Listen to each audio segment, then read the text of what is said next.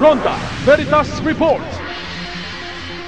Kilos protesta kontra korupsyon idinaan sa community pantry sa Pasig City mula kay Kapanalig Nolan Ariola. Maraming salamat mga kapanalig. Huling umusbong ang community pantry laban naman sa korupsyon at kagutuman. Nauso ito sa panahon ng pandemya na ang layunin ay maibsan kahit papaano ang kagutuman. Hindi man bago ang konsepto ng community pantry, pero nagkaroon ito ng mas malalim na kabuluhan para sa mga nag-organisa na kasapi ng Pasig laban sa korupsyon.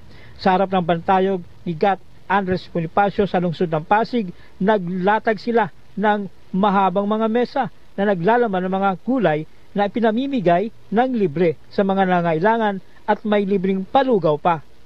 Para sa ating mga kababayang mahihirap na ninakawan ng ating gobyerno, ito po ay Pasig laban sa korupsyon. Tulong na po ito, malaking tulong na. At least, at kahit man lang 1,000 ba, iraos nila.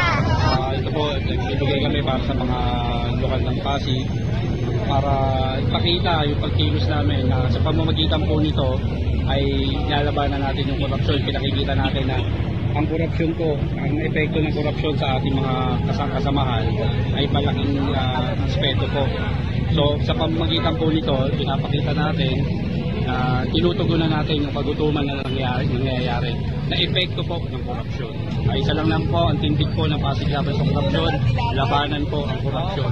Pakulong po lahat ng dapat ikulong.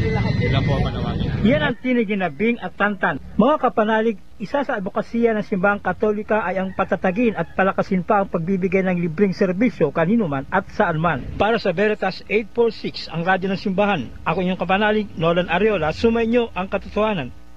Ronda Veritas Report.